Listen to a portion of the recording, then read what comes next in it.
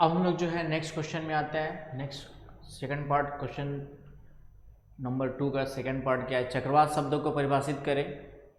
शीतोष्ण चक्रवात की उत्पत्ति में वाताग्र जेट स्ट्रीम की भूमिका को विश्लेषण करना है। तो फिर से क्वेश्चन के हम लोग यदि ब्रेक करते हैं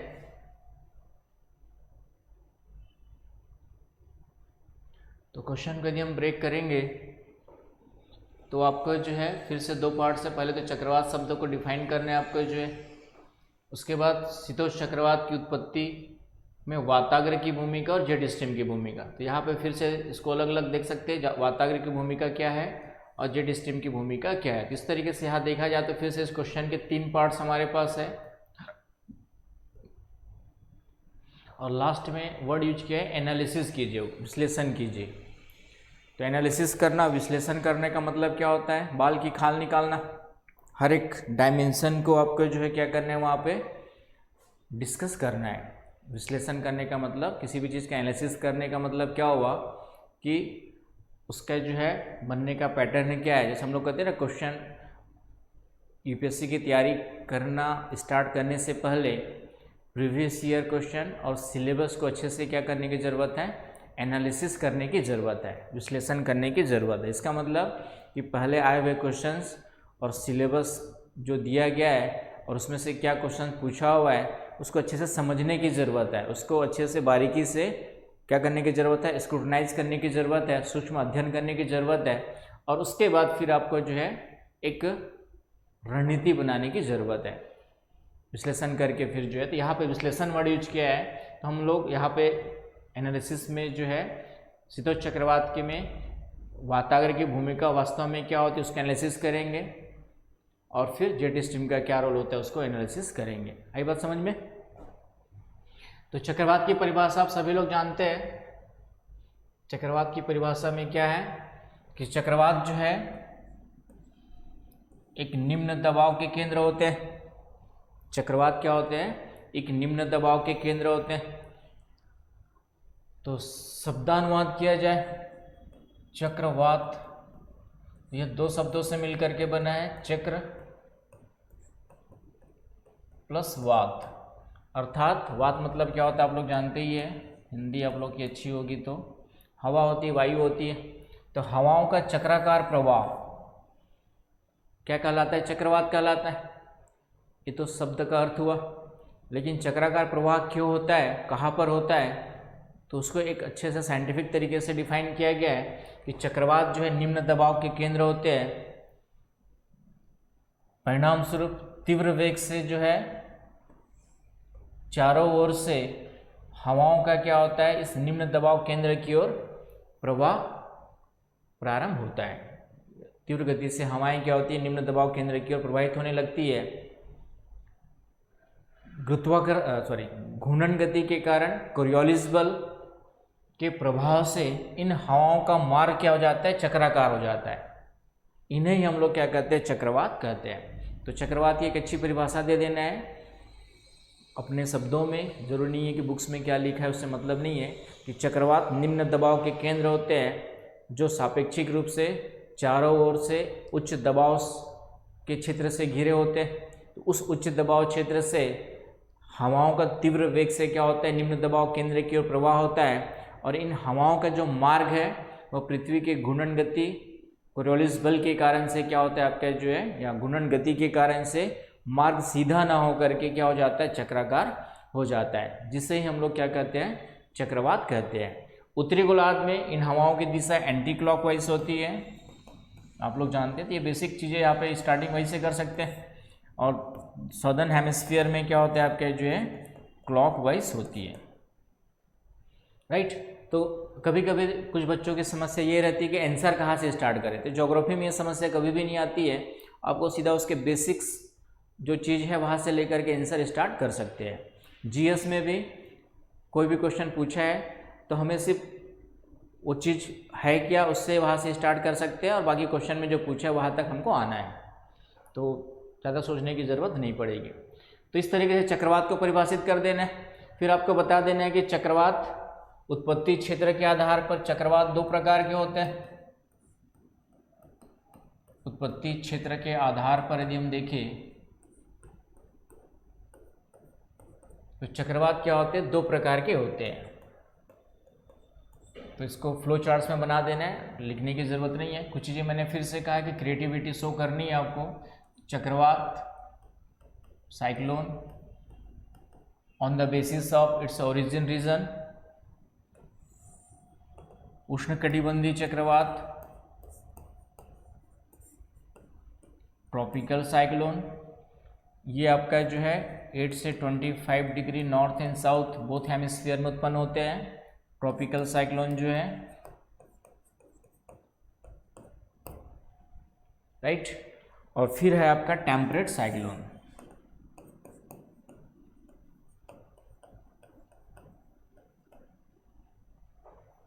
शीतोष्ण चक्रवात,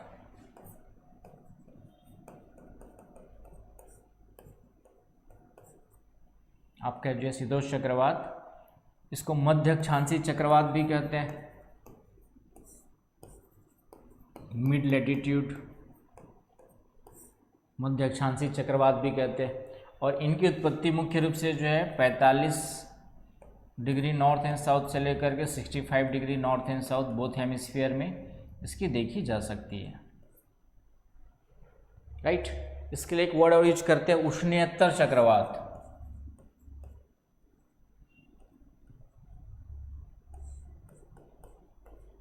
तो इस वर्ड्स को देख के घबराना नहीं है। उष्णीयतर का मतलब उष्ण के अलावा, extra tropical cyclone English word है इसका जो है एक्स्ट्रा ट्रॉपिकल साइक्लोन्स। तो एक्स्ट्रा ट्रॉपिकल का मतलब ट्रॉपिकल साइक्लोन्स के अलावा। तो डेफिनेटली ट्रॉपिकल साइक्लोन के अलावा पृथ्वी पर 2 ही प्रकार के चक्रवात है, एक ट्रॉपिकल है, दूसरा आपका टेम्परेट। तो इसके अलावा यदि पूछेगा तो कौन सा है आपका, टेम्परेट। तो ये भी ध्यान में रखना है। तो यहाँ पर चक्रवात की परिभाषा हो गई, 2 प्रकार हो गए। अब इसके बारे में हम यहाँ पर डिटेल देने की ज़रूरत नहीं है, क्योंकि क्वेश्चन हमारा सीधा किससे जुड़ा हुआ है, हमारा देखेंगे तो क्वेश्चन का संबंध हमारा सिर्फ टेम्परेट साइक्लोन से है। तो अब सीधा हम टेम्परेट साइक्लोन पे आ जाएंगे। उष्णकटिबंधीय चक्रवात को छूने की जरूरत यहाँ पर नहीं है। तो शीतोष्ण चक्रवात क्या होते हैं उस पर आते हैं हम लोग जो है।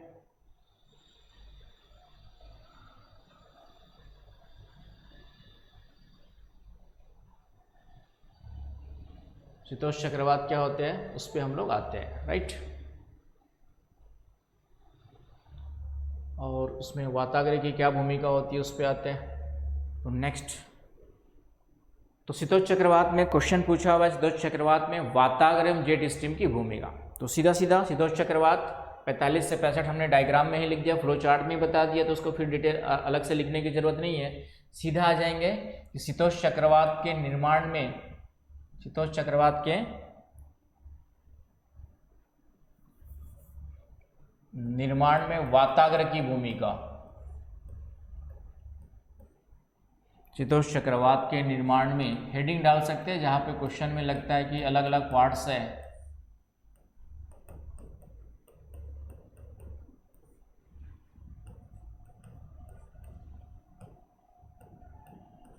वाताग्र की भूमिका। अब आराम से क्वेश्चन में जो पूछा गया है आंसर लिखते समय अलग अलग पार्ट्स है, यदि क्वेश्चंस के इंटरलिंक्ड नहीं है तो अब आराम से उसको क्या कर सकते हैं, हेडिंग डाल करके उस पार्ट्स का आंसर अलग से दे सकते हैं। तो कई बच्चों में ये भी कन्फ्यूजन है, या कई टीचर्स लोग भी कहते हैं कि पैराग्राफ लिखिए पैराग्राफ लिखिए। तो मुझे लगता है जो इस तरीके से कहते हैं ज़िंदगी में कभी मेंस नहीं दिए होंगे, सिर्फ एक पुराने कॉन्सेप्ट के आधार पे। आंसर अच्छा लिखने का मतलब है कि आपको अपने आप को अच्छे से रिप्रेजेंट करना है एग्जामिनर के सामने, और आपका रिप्रेजेंटेशन का मतलब यहाँ पे जो क्वेश्चन में पूछा गया है उसको कितने अच्छे से कम शब्दों में आप सामने वालों को परोसते हैं। जितना अच्छा खाना परोसा हुआ दिखेगा उतना ही आपको मार्क्स अच्छे मिलेंगे।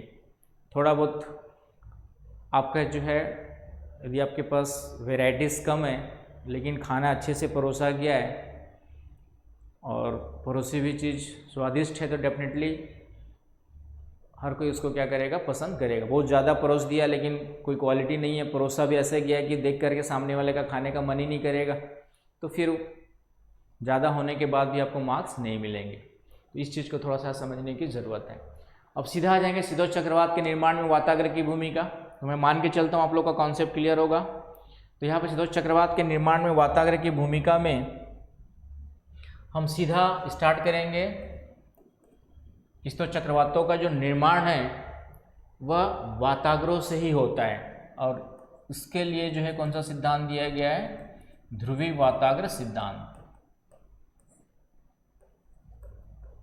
Polar front theory.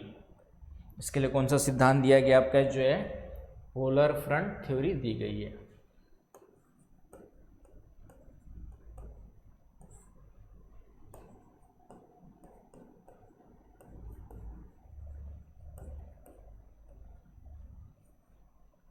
Polar front theory, M आई राइट। और ये सिद्धांत किसने दिया था आपका, जो है बर्कनीज ने दिया था।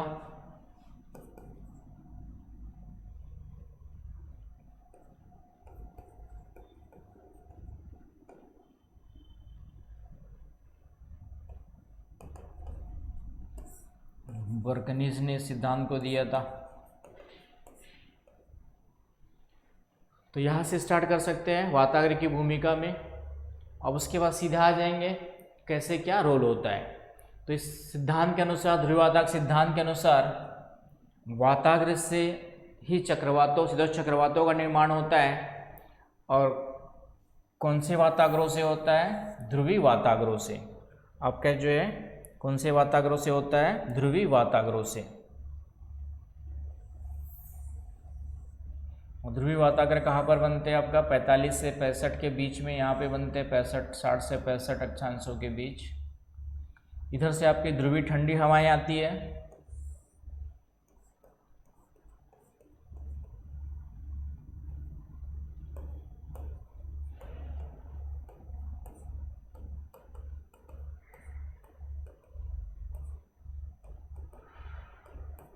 पोलर कोल्ड एयर मास, और इधर से आपका जो है गर्म पछुआ हवाएं 60 से 65 की ओर जाती है।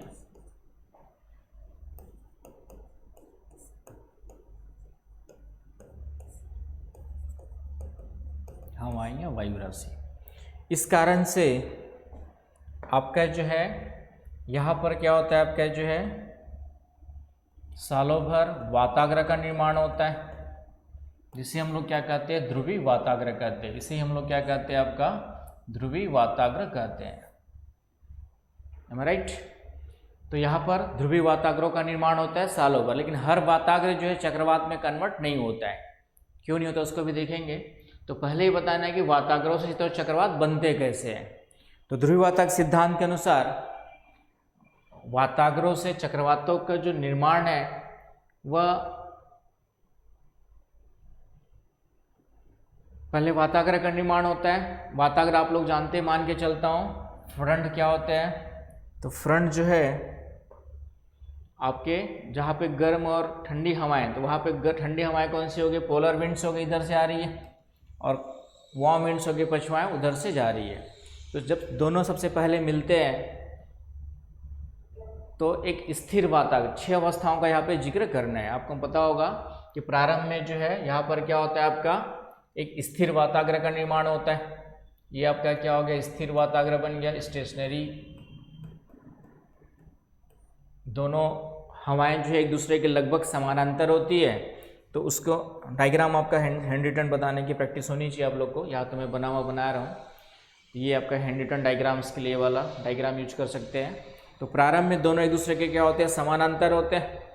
ठंडी वायु राशि भारी होने के कारण से नीचे बैठने की कोशिश करती है, और गर्म वायु राशि हल्के होने के कारण ऊपर उठने की कोशिश करती है, और इस तरीके से एक दूसरे के क्षेत्र में प्रवेश करने का क्या करते हैं, प्रयास करते हैं। जिस कारण से यह जो वाताग्र है यह क्या हो जाता है, आपका लहरनुमा हो जाता है। तो सेकंड स्टेज है आपका जो है लहरनुमा वाताग्र का निर्माण।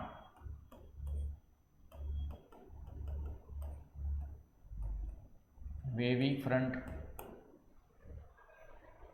उसके बाद क्या होता है, ठंडी हवाएं जैसी तेजी से नीचे बैठती है और गर्म हवाओं को अचानक से ऊपर उठा देती है। जब ठंडी हवाएं तेजी से नीचे बैठती है इधर से इधर की ओर, तो इधर से गर्म हवाएं क्या होती है, तेजी से ऊपर उठना प्रारंभ कर देती है, जिसके परिणाम स्वरूप आपका क्या होता है, एक लो प्रेशर का निर्माण हो जाता है। यहाँ पर आपका क्या बन जाएगा, एक लो प्रेशर का फॉर्मेशन होता है। और जैसे ही लो प्रेशर का फॉर्मेशन होता है चारों ओर से हवाएं झपटने लगती है और एक पूर्ण चक्रवात का निर्माण हो जाता है। तो एक पूर्ण विकसित चक्रवात में चक्रवात के 4 भाग होते हैं।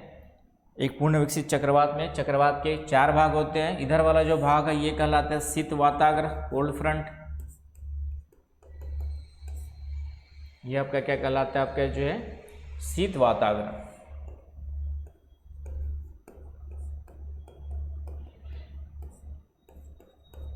Cold front. और इस कोल्ड फ्रंट के पीछे वाला जो भाग है आपका जो है, ये जो पीछे वाला भाग है ये कहलाता है शीत वृत्तांत। शीत वृत्तांश, कोल्ड सेक्टर। ये क्या कहलाता है, आपका कोल्ड सेक्टर कहलाता है। एम आई राइट। उसी प्रकार गर्म वायु राशि का दक्षिणी वाला जो भाग है, ये वाला जो भाग है ये आपका क्या कहलाता है, उष्ण वृत्तांश कहलाता है। सॉरी, उष्ण वाताग्र, सॉरी पीछे वाला भाग उष्ण वृत्तांश कहलाता है, वार्म सेक्टर। और ये इधर वाला जो भाग है ये क्या कहलाता है, आपका उष्ण वाताग्र कहलाता है, जहाँ पे गर्म वायु राशि का प्रभाव अधिक होता है। तो ये मान के चलो आप लोग को पता होगा। तो इस तरीके से एक पूर्ण विकसित चक्रवात का निर्माण होता है जिसके 4 भाग विकसित हो जाते हैं। समय के साथ क्या होता है, ठंडी हवाएं नीचे बैठते रहती है, तो इस कारण से ये जो उष्ण वृत्तांश है ये क्या होता है, संकुचित होने लगता है। धीरे धीरे क्या होता है, आपका जो कॉन्ट्रैक्ट होने लगता है, कॉम्प्रेस होने लगता है, और संकुचित होते होते ठंडी हवाएं नीचे आने लगती है, और फाइनली जो है ठंडी हवा पूर्णतः जब नीचे आ जाती है तो वाताग्र की क्या हो जाती है, आपकी जो है ये समाप्ति हो जाती है। तो इस तरीके से ऑक्लूडेड लास्ट वाला जो डायग्राम बनेगा इस तरीके से बनेगा। ठंडी हवाएं पूर्णतः नीचे आ जाती है, कोल्ड विंड्स, और गर्म हवाएं जो है आपको ऊपर उठ जाती है। इस तरीके से वार्म विंड्स को हम लोग ऑक्लूडेड फ्रंट कहते हैं, अधिविष्ट वाताग्र कहते हैं। तो इस तरीके से वाताग्र से शीतोष्ण चक्रवातों का निर्माण होता है, और समय के साथ शीतोष्ण चक्रवातों की क्या हो जाती है, आपकी समाप्ति भी हो जाती है। ये वाताग्र की भूमिका बता देना है। लेकिन यहाँ पर एक आलोचना की जाती है कि यदि वाताग्रों से शीतोष्ण चक्रवातों का निर्माण होता है तो सभी वाताग्रों से होना चाहिए, लेकिन ऐसा नहीं होता है। कुछ ही वाताग्रों से शीतोष्ण चक्रवातों का निर्माण होता है। तो उसके पीछे कारण क्या बताया गया कि उन्हीं वाताग्रों से शीतोष्ण चक्रवातों का निर्माण होता है जो जेट स्ट्रीम के चक्रवाती स्थिति के नीचे विद्यमान होते हैं। तो वो क्या होते हैं उसको आगे देखेंगे अभी हम लोग। तो यहाँ पे एक आलोचना की जाती है कि एक तीव्र लो प्रेशर का निर्माण तब तक संभव नहीं है जब तक कि ये जो ऊपर उठी हुई हवाएं हैं, गर्म हवाएं, इसको ऊपर खींचने वाला कोई सोर्स मौजूद ना हो। यदि इसको कोई खींचेगा और खींच करके डिस्प्लेस करेगा तभी यहाँ पे लो प्रेशर क्या होगा, लंबे समय तक विद्यमान रहेगा और लो प्रेशर बना रहेगा। अदरवाइज इतने तीव्र लो प्रेशर का निर्माण वाताग्रों से, केवल वाताग्रों के द्वारा संभव नहीं है। तो इसी कमी को देखते हुए, इसी कमी को दूर करने के लिए बाद में जब अध्ययन किया गया तो देखा गया कि उन्हीं वाताग्रों से शीतोष्ण चक्रवातों का निर्माण होता है जो जेट स्ट्रीम के चक्रवाती स्थिति के नीचे विद्यमान होते हैं। ये आपका वही डायग्राम है, सिंपल। और एक डायग्राम देख सकते हैं सिंपल, इसको आप लोग पहले पैरेलल बनाना है आपको जो है। पहला डायग्राम पैरेलल रहेगा आपका, दूसरा फिर थोड़ा सा लहरदार, फिर पूरा लो प्रेशर बना देना है, फिर और संकुचित कर देना है, फिर आपका जो है फाइनली समाप्त कर देना है। तो अलग अलग डायग्राम्स आपको बनाने की प्रैक्टिस रखनी है। तो यहाँ पे मैं हैंड रिटन, ये अमेरिका वगैरह के क्षेत्र है जहाँ पे वाताग्रों शीतोष्ण चक्रवातों का निर्माण होता है। फ्लोरिडा वाला रीजन है यूएसए का। एग्जाम्पल भी एक आध दो, मैंने फिर से कहा कुछ एक दो एग्जाम्पल अदर से थोड़ा सा डिफरेंट बना करके दे देना है तो आपको कोई समस्या नहीं होगी। अब उसके बाद जेट स्ट्रीम का रोल देखा गया। उसके बाद क्या देखा गया, आपका जो है जेट स्ट्रीम का रोल देखा जाता है। तो जेट स्ट्रीम आप लोग जानते ही है। जेट स्ट्रीम क्या होती है, ऊपरी क्षोभ मंडल में लहरदार जो हवाएं चलती है उसको हम लोग क्या कहते हैं, जेट स्ट्रीम कहते हैं। और जेट स्ट्रीम का जो हवाओं के नीचे ये वाला जो भाग है जहाँ पे हवाएं नीचे बैठ रही है इसको हम लोग प्रतिचक्रवाती स्थिति कहते हैं। Anti cyclonic part, anti cyclonic condition कहते हैं। या इसी को हम लोग, ये वाला जो भाग है जो हवाओं के नीचे बैठने वाला ये वाला जो भाग है इसको रिज कहा जाता है, इसको कहा जाता है सॉरी इसको ट्रफ कहा जाता है। और जो हवा यहाँ पे ऊपर उठ रही है इसको ये वाला जो क्षेत्र क्या कहलाता है आपका जो है रिज कहलाता है, कटक।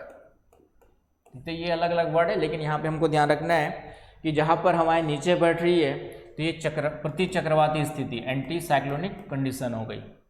और जहाँ पे ये हवाएं ऊपर उठ रही है ये वाला जो भाग है यहाँ पे लो प्रेशर का निर्माण होगा, यहाँ पे इसके नीचे वाले भाग में हाई प्रेशर का निर्माण होगा, इसलिए इसको एंटी साइक्लोनिक पार्ट कहते हैं, एंटी साइक्लोनिक कंडीशन कहते हैं जेट स्ट्रीम की। और इसको कहा जाता है आपका जो है चक्रवाती स्थिति, साइक्लोनिक कंडीशन। इसको हम लोग क्या कहते हैं आपका जो है साइक्लोनिक कंडीशन कहते हैं। तो ये मान के चलो आप लोग को पता होगा।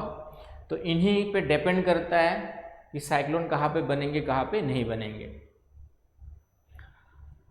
तो सबसे पहले यहाँ पे जेट स्ट्रीम की भूमिका, तो नेक्स्ट पार्ट हमारा क्वेश्चन का क्या है, हमारा क्वेश्चन का नेक्स्ट पार्ट है वाताग्र के बाद जेट स्ट्रीम की भूमिका क्या है। तो जेट स्ट्रीम की भूमिका हेडिंग डाल देंगे और फिर बता देंगे कि जो शीतोष्ण चक्रवाती क्षेत्र है 45 से 65 के बीच में यहाँ पे जो जेट स्ट्रीम विद्यमान होती है उसका नाम भी क्या है आपका ध्रुवीय वाताग्र जेट स्ट्रीम। पोलर फ्रंट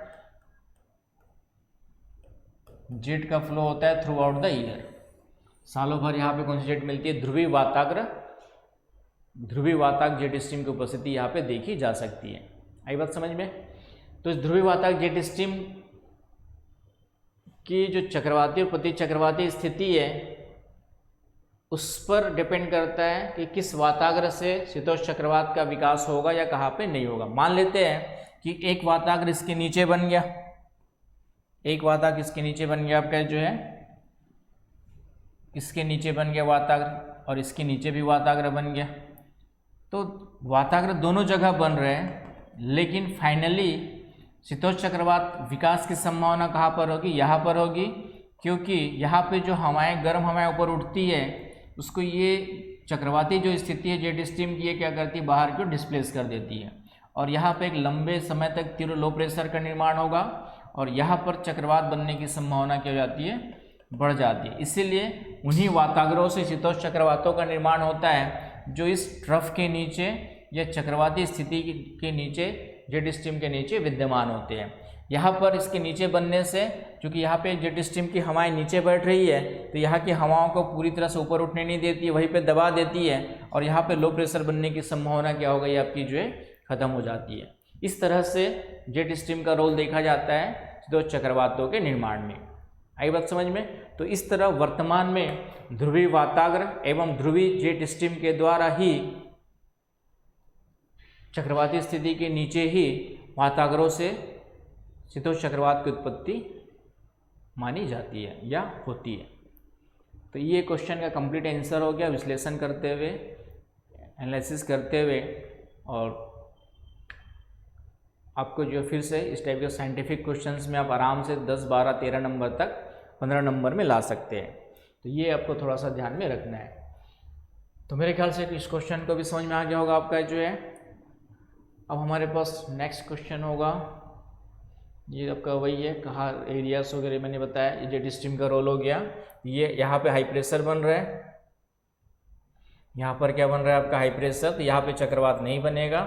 जब वाताग्र इसके नीचे बनेंगे वाताग्र जो है तो इन्हीं वाताग्रों से यहाँ पे क्या होगा चक्रवातों का निर्माण होगा। तो ये जेट स्ट्रीम इस तरीके से आपका फ्लो करते रहती है, तो यहाँ पे चक्रवात बनने की संभावना रहेगी। आई बात समझ में।